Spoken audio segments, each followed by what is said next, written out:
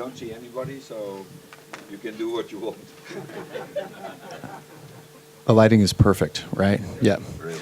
No. Anyway, thanks everyone for coming today. My name's Kirk Haney. I'm the co-founder and managing partner of Radical Growth. We're a company building platform in partnership with Our Crowd, targeting early stage food tech and ag tech companies. And it's a pleasure to be here and kick off the panel of the discussion today. And I tell you, we have an incredible panel in front of us. Great entrepreneurs that have started as entrepreneurs and built two incredible companies. So thank you all for being here today as our panelists, and I look forward to a very thoughtful discussion. Food and innovation in food is a very hot category now, and I think people are having a greater connection to their food, and that's fantastic. What I think is interesting is why, right? And how people are driving things like sustainability, the regulatory environment's changing, and I think our panelists here are a perfect group to address some of these issues in front of you today. But one of the things people talk about are the fact that there's a growing population. 9.8 billion people, and for me traveling around the world, I'm kind of hearing that ad nauseum, and quite frankly, I don't think that's the most relevant part. Something that's driving us in our investment thesis, and I think is also impacting the panelists here, is the fact that according to the World Economic Forum, approximately 2 billion people around the world are obese. 2 billion people. Juxtapose that with 2 billion people are malnourished, according to the World Economic Forum. So in food, in our food value chain, we not only have a quantity problem, too many calories people are consuming, and a quality problem. So how do we fix that? There's a reason we are in that situation. We were just having a nice discussion about why we're here. But how do we solve that? And I'm a firm believer, and obviously I'm betting an innovation platform on that innovation and new technology development, entrepreneurship, engagement from large organizations are how we're going to address these issues. And I think that's much more relevant today than a $9.8 billion population in the year 2050. Also very important, but how we address some of these issues that we're facing every day. So on that note, by way of background to help facilitate this conversation, I'm not just an investor or company builder. I myself have done 4 startups. I've had 3 exits. And note that's one pretty big failure too. So I'm very humbled by what everyone has already done in their lives and careers here and what they're embarking to do, because it's very tough and challenging. I've been there, and one week you're changing the world, and the next week you're dying, and then the next week you're changing the world. So for those of you who've been entrepreneurs in this room, it's not easy to do. But just first, in the interest of time, because we do have a short time and we'll get to audience questions soon, let me talk about JONS. So an incredible entrepreneur, built a company from the ground up to over $100 million in revenue, sold it to a huge global conglomerate, and has really transformed how you think about food on airplanes, which you'll hear more about. And why don't we go down the panel and have you guys introduce yourself some more. So I started to kick you off, but why don't you go ahead and share a little bit about, as an entrepreneur, what it's like to be an entrepreneur and how you built the company that you built and ended up transitioning. Oh yeah, thank you. Yeah. Now I'm JONS HENSEL. I built a family company supplying to airlines trays, dishes, and the whole formula was to have a total offering. So not only plastic, aluminum, paper. So we built a total offering to this industry. So 6 years ago we sold the company to Gate Group, and all my friends said, "JONS, you will never sustain this company. You know, it's a 5 billion company. You will leave within a year." But I didn't, because I think we have an unbelievable opportunity, and it's the 800 million people we serve. It is really a changing environment. If you see what is happening now in food, but also I liked very much the introduction of Henry. Put up your hands, and then to the food, everybody does this. So there's a tremendous opportunity to break the lines of the past. And that is something what really excites me, to really bring and the whole communication with people and the way we can tell a story about food and how should we do that. At this time, the airline has decided what they want to spend in food, so there's a big compromise. But in a few years, we all have our iPhone, we can order the food 1 hour before the flight, and we can really bring change. And then it's the decision of the passenger. So our fight is to become from B to B, B to C, and the tech platforms has to make that possible. Super, and that's great. And you're leading innovation, right? You're the chairman of Yeah. the innovation team. Engate Group. Yeah, Engate Group. Eran, you're an incredible entrepreneur also. You've got a great background. You've had some exits. Why don't you talk a little bit about why we should be listening to you as a successful entrepreneur and a little bit how you're approaching entrepreneurship in the food category. The only reason to listen to me is that at the end of the day, I can provide the tastes, the temptations that people really indulge in and need to be happy. I can disperse happiness in a way which doesn't come with Hold on a minute. There are a lot of people who issue. claim they can disperse happiness. Now you're begging the question, how do you disperse happiness? So let me tee that up for you. So it's a similar hands up. How many people have the first thought on their mind when they approach a shelf? The first thought is taste in the audience. We can see some hands, but it's tough. It's pretty bright up here. But supermarket shelf. Yeah, supermarket, anywhere. How many people, the first consideration is price?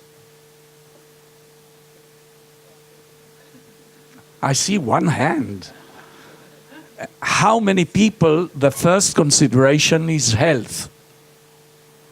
Not too many either. More than price, though. Yes. Which is a big change because statistics usually show taste, then price, then health, then everything else.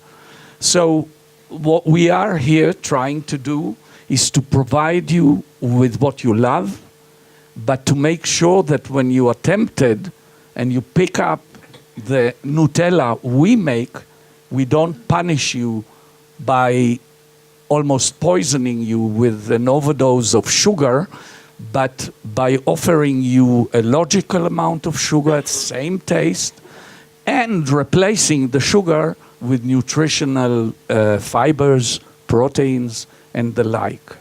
And so that is Duma Talk, and it's really a privilege to run something like that. The children of our employees don't believe their parents, they actually go to work. Because that can't be a workplace where at 10 o'clock, 12 o'clock, and 3 o'clock, you taste Nutellas, biscuits, cakes, and the like. Tal, so you're embarking on this entrepreneurial journey. So he's another one of our entrepreneurs on the panel. And you've had an incredible start. So why don't you talk to the audience a little bit about not only what you do at Silo, how you do it, and some of the success you've had to date. So, first of all, the idea that came for Silo was the personal challenge that I had. I become very frustrated from my own personal food waste at home, and I felt that technology today is very advanced in some fields, but when you look at food storage, what we have today is the same technology we had 20, 30 years ago. It's still the same Tupperware plastics, it's the refrigerators, it's all the same.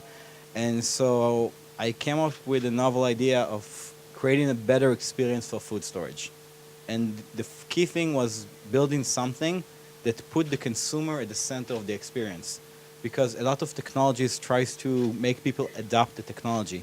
And we are very opposite in that we're working very hard to make the technology adapt for people. And so Silo, we are basically reinventing Tupperware. I know it sounds funny, but it is what we do. We are a B2C company. We've been working on this for almost 3 years. And we launched our product on Kickstarter a few months ago to show product market fit. We sold $1.4 million of product. We are in the 6th place in the food category on Kickstarter and actually the 3rd most sold smart kitchen appliance. And we are launching the product by the end of the year to the general market. And we really want to connect not just the food storage, but food itself to a new level so we can all enjoy our food better, healthier, and for longer. So we're going to get in that a little bit more about how he does what he does, because I think it's very interesting. And I got to see a demo before the panel. It's really cool stuff. Señor Felipe, mucho gusto. Mucho gusto. So can you give, so Grupo Bimbo, for those of you who don't know, it's the largest bakery in the world. A lot of the big brands that you see in some of the major markets in bakery and breads, they're actually owned by Grupo Bimbo. And Felipe runs global innovation for this effort. So Felipe, could you talk a little bit about Grupo Bimbo and your role in innovation? How long has this innovation role been there, and what are you trying to accomplish with this innovation role? Okay. Grupo Bimbo, in Grupo Bimbo we have one mission, that is put delicious and nutrition baked goods and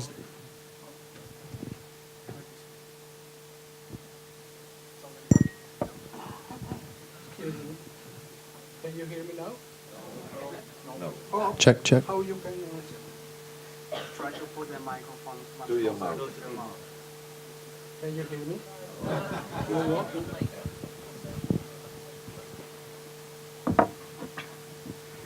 Now, can you hear me? Good for me. Okay. In Grupo Bimbo, we have the mission to put delicious and nutritious baked goods and snacks in the hands of all. In Grupo Bimbo, we are the larger bakery in the world, the global leader in the baked products. And I've been in Grupo Bimbo during 23 years, and since around 15 years ago, I started in the open innovation part of the group.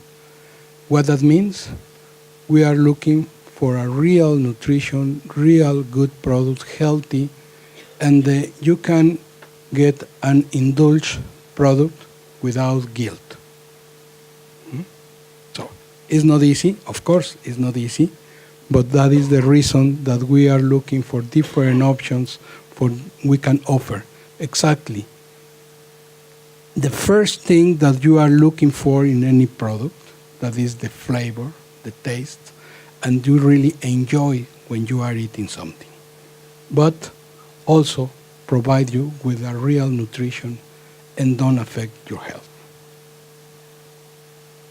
We're short mic, so I'll speak a little louder. So There's another mic there. Maybe you use it. can you guys hear me okay? More or less? Okay. So OREN with Tempo Beverages, some of you, those of you from Israel have heard of Tempo, one of the top beverage companies here in Israel.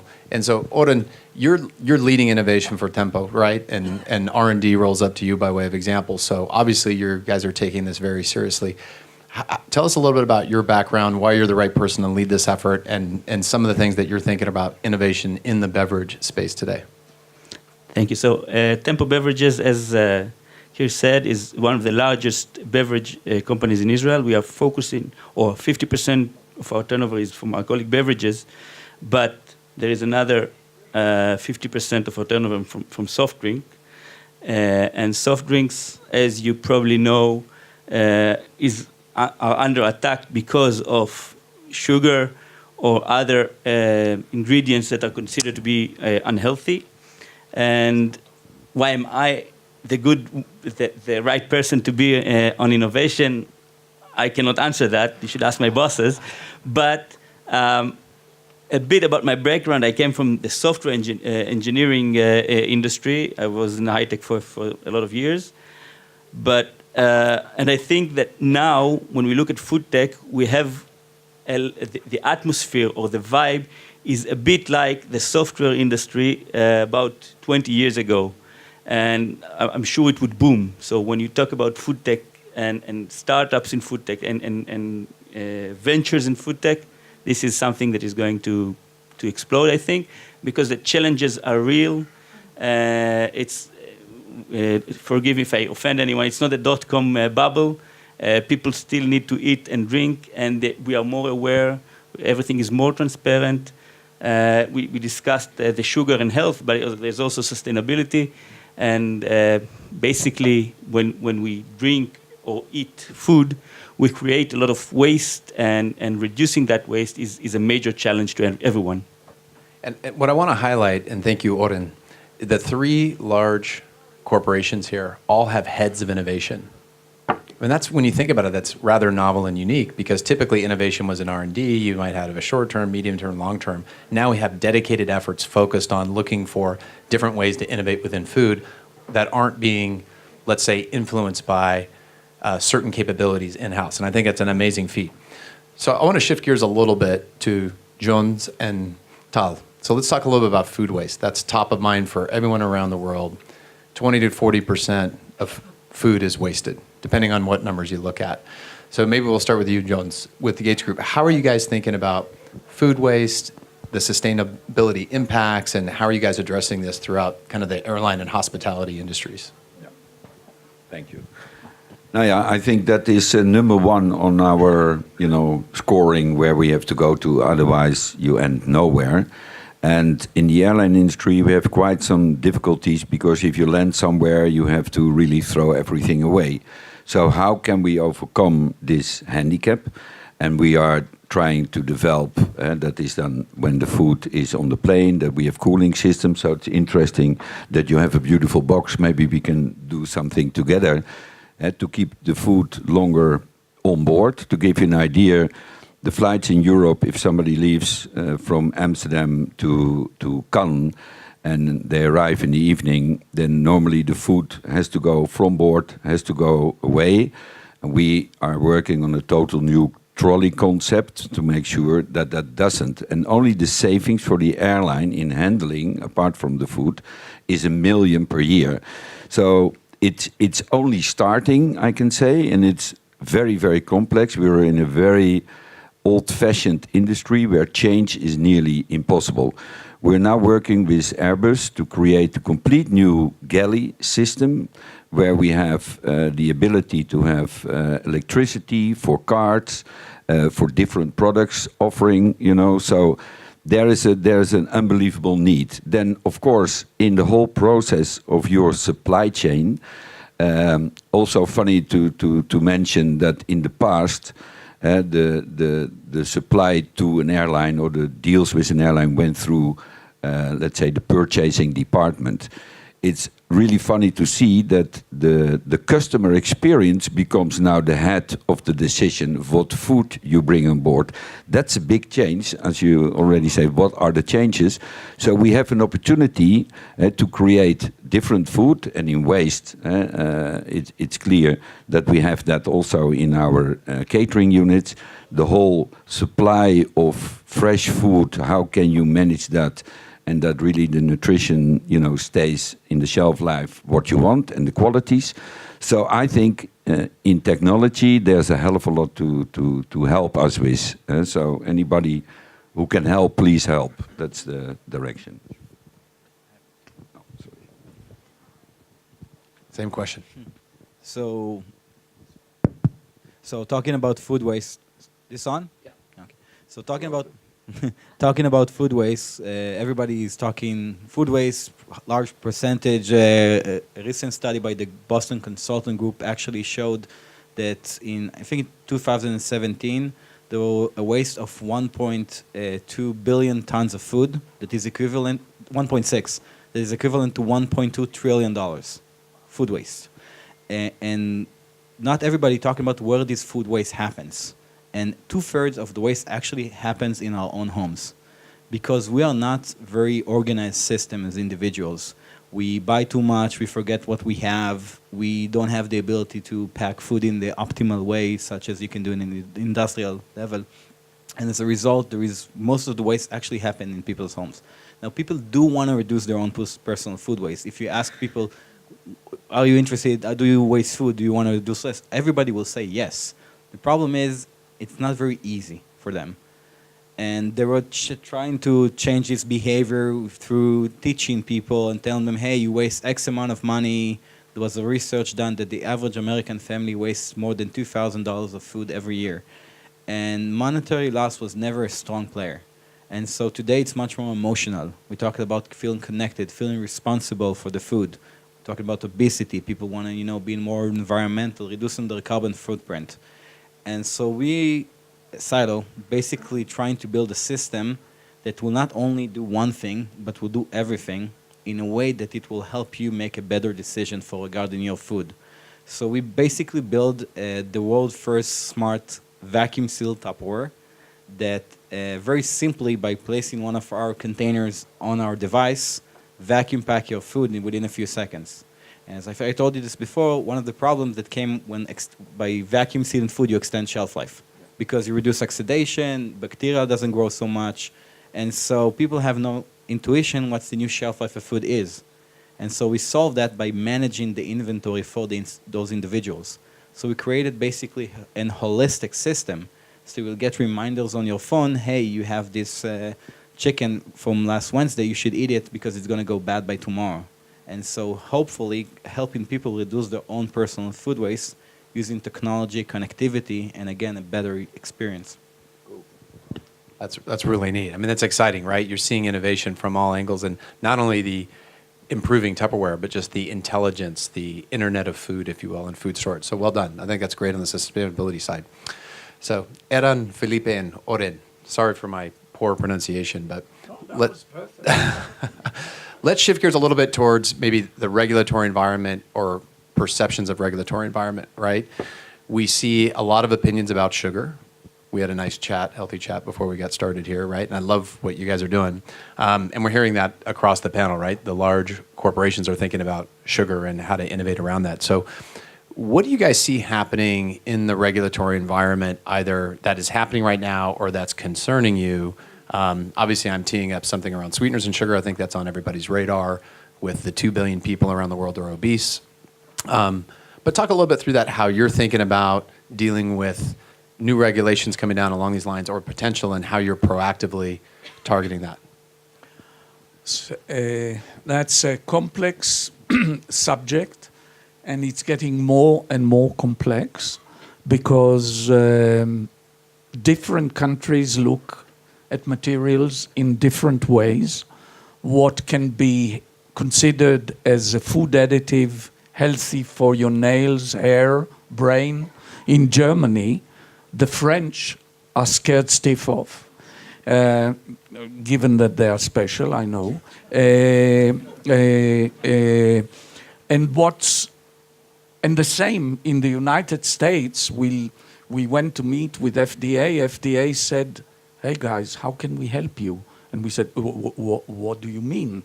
Because you expect FDA to say you are this or you are that or you need to do that or this.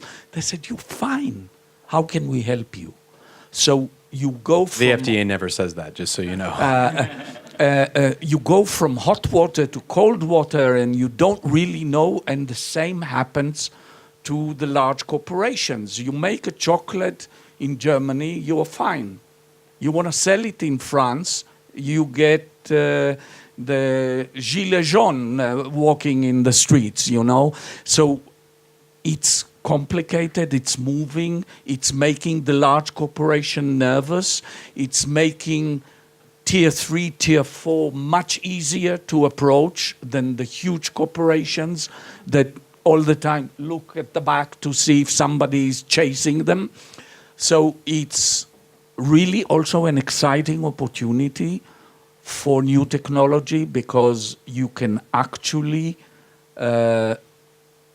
carry through R&D research, you can bring into the market new concepts, new materials, new methods of making stuff that will change across taste, price, health, all of these things. So it's a good time to be in the food arena. That's great. That's good. And that's good feedback because regulatory environments are local, but you're producing food for a global environment. So how do you deal with those things? I think, Felipe, that might be a great follow-on question for you. The largest bakery in the world, selling in all kinds of countries and geographies, you know, building on the regulatory environment and kind of, quite frankly, sugar with a target. How are you guys thinking about dealing with innovating with a global mandate, but for local markets? Can you talk a little about how the regulatory environment and your innovation strategy come together there? Well, now the sugar is the bad guy in the movie, but previously it was the fat, the trans, the PHO, partially hydrogenated oils, and so on. don't like me. It's But- Mexican in you. But in Grupo Bimbo, we think the nutrition goes beyond. The action of our wellness pillar are established in a strategic initiative aimed and speeded up the fulfillment, the commitment made in 2004. So we started long time ago to the World Health Organizations. It focused on improved nutritional profiles on the current portfolio, develop new products, enhances in all the healthy properties, implement simple labeling, run responsible advertising for children, promote healthy lifestyle and healthy physical activity, and strengthen the consumer and general society knowledge in the adoption of current diets and healthy lifestyles. That is not only attack one of the bad guys. We are trying to make all the set of actions for promote a healthy and nutrition products all around the world. Yeah, before we transition to you, I was telling a story at the beginning of this, and just culturally how this is permeating through to the next generations. So my son is 8 years old, and whenever we go to the grocery store, which is very rare because of Amazon Fresh delivering groceries, the first thing he does when he grabs any packaged food or processed food is he looks at the sugar content. And he knows that's the first thing I ask him. And when it's below 10 grams of sugar, my answer is almost always yes, that he can buy it. And when it's over that, probably not. He's 8 years old, and that's how I'm bringing him up. And so sugar, in my opinion, is going to have a target on its back for the next 10 to 20 years. So how you're dealing with making great tasting food, quality food, that has less of that glycemic load or index is going to be a big challenge for these folks for a long period of time. You So should bring your son next time you come. I would love to. He's a rarity. Or as the investor, if you want an investment, you can come see me. So, speaking of sugar, we need to talk to our beverage expert here. So, talk to us a little bit about, how you guys are thinking about dealing with this issue. This is this is a global reality, not a global phenomenon. This is a global reality, and I think I'm one example in a small way, but we know what's happening. So, talk a little about how you guys are dealing with that, either internally, regulatory framework. Just walk us through how you're dealing with that issue. So, regulatorily, the Israelis here know that there are new regulations that are going to get into effect at January 1st, 2020, that require us to change the way we show our nutritional facts, and that put a red mark on food and beverages that have high content of sugar, fat, or sodium. And therefore, regulatorily wise, we are now practically working through all our products, making all our labels again.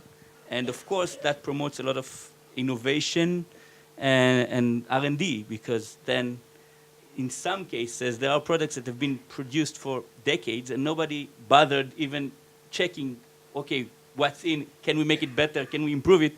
Because it's been working for I don't know how many years. And suddenly you see that new technologies and consumer tastes have changed, and you can improve those products. And so this is a driver of innovation. I think that sustainability, and I think that sugar is part of sustainability or corporate social responsibility, is a driver for innovation in all aspects. And we see that every day. Now we are very preoccupied with the labels, but we also have a lot of projects coming on these issues. That's great. I think, and Edon, you kind of brought this up well. It's almost like an inverse relationship. No, it's Felipe with fat, right? So we had this low-fat craze. Well, how do you make food taste good when you take the fat out? You add sugar, right? So non-fat X or Y is really high sugar. So it'll be interesting to see from an ingredient standpoint how you guys balance that. Okay, Felipe, you're saying no. No. So tell me. Let's stir it up. Well, not always is the only way. That is the reason that we are acquiring all the new technologies So you can reach exactly the same taste, the same delightness into the every food, reducing many things, sugar, salt, fat, without increasing another bad guy. So that is, Presupposing that fat is bad. What fat is bad? let me tell you something. There are not any trash food. There is not any trash ingredient. You need everything. What is the problem? The abuse, the excess. So 2 billion there are- people around the world are obese, right? So I agree with That's you right. 100%. So there are trash diets, no trash food. That's an interesting comment. And Adon, you want to comment? While we transition, I'll talk about in the developed world, we spend somewhere between 7 and 9% of our disposable income on food. Really not a big percentage. That's down from about 50, 60 years ago, we were spending about 19%. That's the developed world. In the less developed world, you're looking at almost 50% of your disposable income is on food. So think about that trend. Even in the developed world, you have families that are feeding the entire family on low cost, low quality calories and carbohydrates that aren't healthy for them as a family, but they're cheap and it's easy for them to do because for them, it's a lesser impact on their disposable income. So it's something to think about in the developed world versus the emerging world. And that's something, you know, from an investment perspective and an innovation perspective we're thinking about. I think something like Grupo Bimbo, right? I mean, having that global view is also important with how they adapt their products to each of the local environments. But Edon, I know you're dying to jump in. So a few months ago, I saw an interview with Warren Buffett, and he was asked about the sugar, the war on sugar. And he said he hopes this war will fail. And when asked why, he said, because there's never going to be enough antidepressants to help bring back human race to be happy or relaxed. Well said. In the UN, a couple of months ago, there was a discussion, is sugar the new tobacco? And sugar can't be the new tobacco because nature thrives on sugar. Sugar is energy. We all use it, the plant, the animal, humans. We don't need tobacco to thrive, to exist. So it's exactly as Felipe said, it's a question of measure. And to get to the right measure, we adults usually have the mechanism to address this. We, first and foremost, think of his kid, because kids can't fight that kind of temptation. And we should allow them the temptation and sneak in good health, great taste, and acceptable pricing. So, Jones, so I think when people are raising their hand about whether they like food or not at higher elevations, I think what a lot of people don't know is how food tastes on the ground doesn't taste the same when you're high in the air, right? The altitude. They have a very tough job in terms of food preparation, how they do this. But building on that, it's easy to add fat or sugar to try to make things taste better. Do you guys, from an innovation standpoint, are you familiar with, or how are you guys thinking about different ingredients or food delivery, things like that? Do you have any color you could add? Now, yeah, basically, if you see the whole supply chain of food and you have to prepare it 3-4 days in advance, or with sandwiches, you're really in a difficult area where you have to bring your product to the market. So we are working with suppliers to connect with concepts like when the salads or the materials come from the farmers, immediately within 1 hour it's frozen, it's brought to the place. So it keeps really the nutrition. Next to that, there is, let's say, in the psychological world that airline food is terrible. We started really global action with top Michelin chefs and bring the message. Nobody brought the message, of what you really serve and the quality. We also work with companies like Nestlé and corn in England to replace meat. How can we do that? You know, because that's also a very big concern in our industry, but in our whole global world.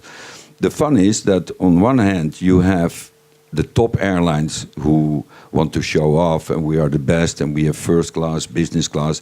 It's a 40% income, you know, of the total value the airlines generate, but the bulk is in economy class. And how can you bring the economy class, you know, where you are served what you didn't ask for? And that is one of the most key things. That has to change, and that will change. On the other hand, you have the low-cost carriers. Now, the low-cost carriers, they bring the ability that you eat what you choose. So what is the most simple? That is a Kit Kat from Nestlé. Now, it's not simple. Why is it simple? Because it has a shelf life of XAZ. So how can we bring, you know, the awareness in the public, and then we come to the discussion, how do you preserve food? Because normally if you have 200 sandwiches on board and we only sell 40, you have to throw away, you know, the rest. So that makes, as a business case, a very difficult, you know, story. So we are fighting to create, you know, nutritious products, and everybody wants it, but they don't get it in a way. So for us, pre-ordering is one of the key secrets, that before you fly, that everybody has pre-ordered, and that is technology platforms. We're building that big time at the moment. And that means that, you know, on a flight, in, for example, in Scandinavia, 80% of the people order their food next to alcohol, because that's why they pre-order. But that is basically what it is. So if we can bring that through tech platforms and storytelling, and really bring the basic message to life, that it's all about nutrition, that it's all about a real story and not a marketing story, because that kills that is killed by most of the big companies. But they have to be aware we're changing rapidly. Great, thank you. I want to pause for a minute. Do we have time to take questions from the audience? I have more questions for the panelists. Do we want to do that? Raise your hand if you're dying to have a question. We see some questions in the back. Can we give them a microphone, or if you'd like, stand up and we'll try to hear you. We don't see anything. I had a question. I guess really for any of you guys that kind of involves maybe many of the different aspects that you're making. What about a little bit of what maybe you could call a backlash or a certain trend in consumers to go for food that is less of a product, that is less engineered? People who are doing things like veganism because they have an ethical concern and they don't care about the nutrition. People who are going ketogenic diets because they care so much about health and they're giving up sugar. So how do you meet consumers who are actually trying to dive deeper into their food and do something that is not necessarily sweet, but more healthy and more of an experience, more down to earth, and less of a product? Do you live in California? Alabama. Our RX bar sold for $600 million, right? And I think it has 5 ingredients. I thought that was an interesting number to pay. So building on your question and comment. Yeah, go ahead. As I said, that those regulation changes spark a lot of innovation in big corporates like ours. And then when you look at your portfolio, you sometimes find some gems that were hidden, that you find out that, well, they are actually what we call better for you. They have less sugar content, they have less ingredients, they don't have nasties or E numbers, ingredients you could recognize if you saw them. And I think that not only on the beverage business, but also in other categories, there's a lot of effort in bringing more clean label food, more sustainable food. And of course, you mentioned veganism, and of course, most of the beverages are, at least in Israel, due to kosher reasons, are naturally vegan. So it's just 100% understanding that it's interesting to our consumers and showing that or getting the accreditation that it's vegan. Maybe a nice one. I made a presentation 3 weeks ago to Virgin Atlantic, and we had a whole development panel before that. And the main message was Virgin goes vegan. You know, just opposite of BA, because they're different, they're young, they're enthusiastic. And if you look to the new generation, like you said about your kid, my daughter and sons, they are all vegetarians, but that's beside the point. But everything is going that direction, finish, and there's no stop on it.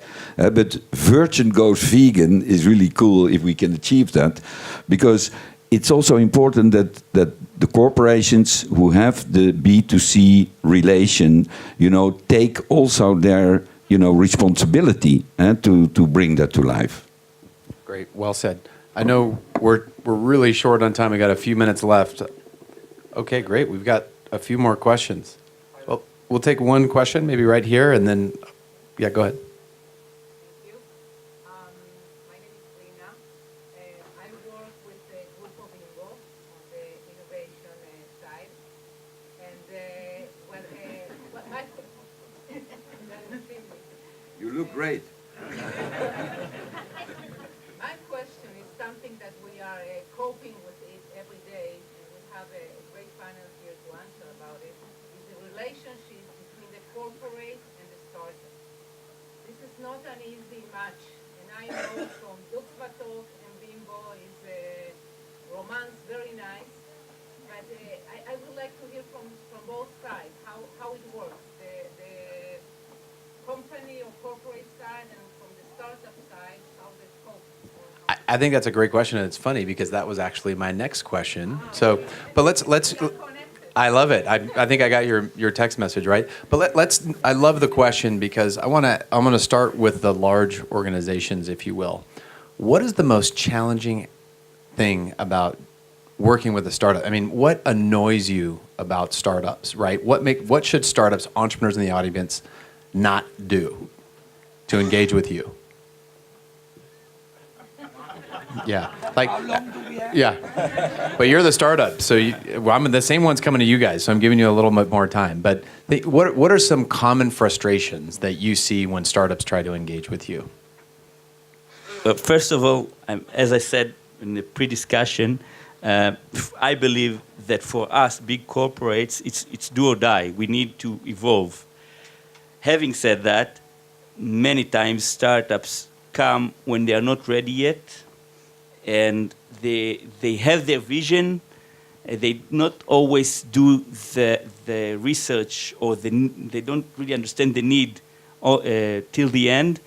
So they come, I would say, sometimes half-baked. Sorry. Too early, and they haven't done their homework to prepare to engage with you. And in some cases, they are very much involved with their idea without being open to understanding how they should evolve it. And it seems, sometimes it looks like it's very easy to change it and make it fit the real need. And if I can, I would say it in a sentence: don't be in love with the technology or with the solution. Understand the challenge. Well, I'm totally agree. Sometimes we are taking this kind of the projects, as we call, in the last mile. So they are not ready. They have many things to perfect, to make adjustment in the order to get into the industry. Because sometimes they really works at the lab level. When you try to put in one industrial process, never works. And beyond of that, sometimes when you are tuning up all of the different needs for industrial approaching, you have nothing where to produce. So the startups are not enough big to produce in the amounts that the industry requires. So we are working in all of that aspect. So we contact maybe in the last mile to the startups. We acquire one industry for producing, and of course, we are the final consumers for the use of this kind of the product. Thank you. Jons, I know you wanted. You're kind of a hybrid, right? Because you've been an entrepreneur. You built a company from the ground up. So. Yeah, it's funny that you mention that because if you have your own company, you have your own spirit, you have your small team, you can easily attack the big ones because it's too corporate, it's too much silos, and especially I'm working now in Gate Group, which is in a global company. I see where we have to bring the future. What you also need is total commitment from the top. If that is not there, forget about it. Processes take 3 to 4 years, really to implement it. And that's the problem with startups, they don't have the time. So if you don't facilitate it and you're not supported, top down, you have nothing, then nothing happens. But as an entrepreneur, if you have the guts and you have the spirit, you get it, organized. So for me, it's a unique challenge in a big organization, but we are really supported by the top to bring, these new products, new coffee services on board, and so on. But it's a combination.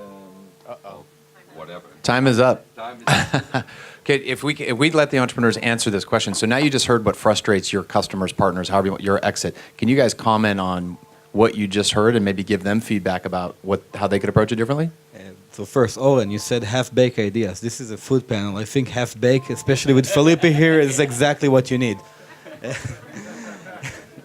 And so, to be frank, one of the key things is startups think in a different time frame than corporates. And that's a major issue because time frame for a startup with corporate, it's, again, not talking in the same time frame is an issue. The other thing is, actually, startups need to do half-baked ideas because ideas innovate.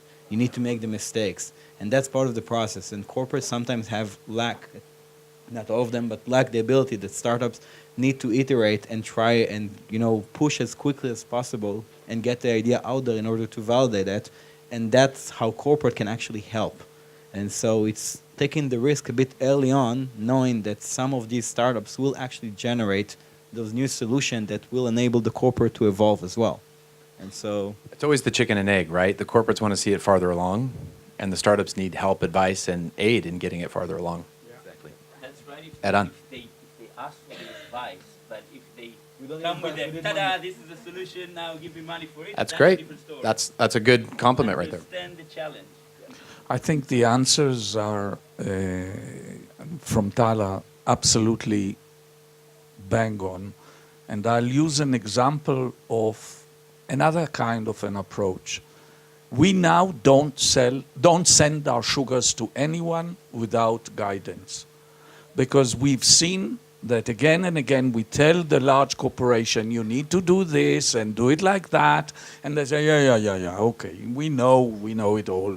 And then they do what they want, and then they are coming back to us and saying, so we have now a whole floor of people working with the large corporations, and they don't get a gram before they come over and see how we approach it.